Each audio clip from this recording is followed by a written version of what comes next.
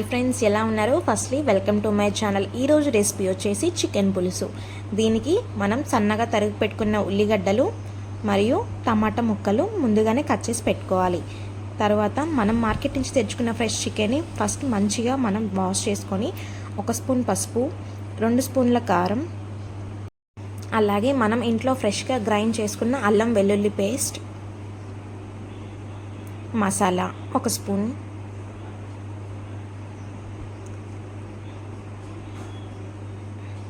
చికెన్కి సరిపడా పెరుగును వేసుకొని బాగా మిక్స్ చేసుకోవాలి.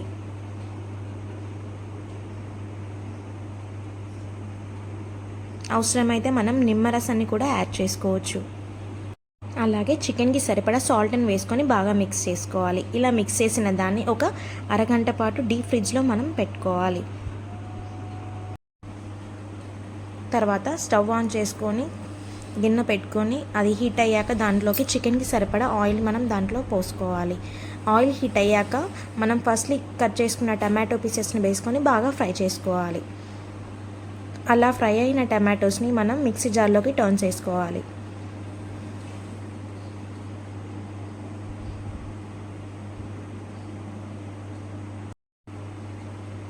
అదే గిన్నెలో ఇంకొంచెం ఆయిల్ పోసుకొని మనం కట్ చేసుకున్న ఆనియన్ పీసెస్ని కూడా వేసుకొని బాగా ఫ్రై చేసుకోవాలి. ఇవి రెడ్డిష్ బ్రౌన్ వచ్చేంత వరకు ఫ్రై అవ్వనివ్వాలి. ఆనియన్స్ ఫ్రై అయ్యేలోపు మనం ఇందాక మిక్సీ జార్లోకి టమాటో పీసెస్ తీసుకున్నాం కదా, వాటిని మంచిగా గ్రైండ్ చేసుకోవాలి. ఈ రకంగా వస్తుంది మన టెక్స్చర్ అనేది. దీనిలోకి చికెన్ని మనం టర్న్ చేసుకోవాలి. ఒక 2 to 3 మినిట్స్ వరకు దాన్ని మంచిగా కుక్ అవ్వనివ్వాలి.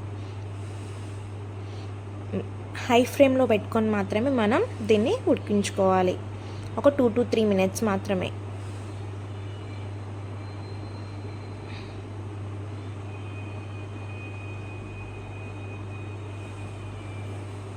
తర్వాత దీంట్లోకి మనం టమాటా జ్యూస్ ప్రిపేర్ చేసుకున్నాం కదా, అది టర్న్ చేసుకొని ఒకసారి మిక్స్ చేసుకోండి.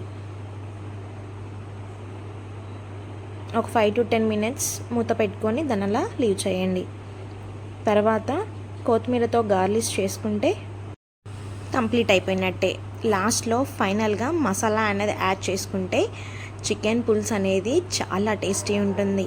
మరి మీకు కూడా కావాలంటే వీడియో చూశారు కదా, ఒకసారి ఇంట్లో ఇలా ట్రై చేయండి. చాలా పర్ఫెక్ట్గా వస్తుంది. ఈ వీడియో మీకు నచ్చినట్టయితే లైక్ చేసి సబ్స్క్రైబ్ చేసి వీడియోని షేర్ చేయండి మీ ఫ్రెండ్స్ అండ్ ఫ్యామిలీ మెంబర్స్కి. Thanks for watching.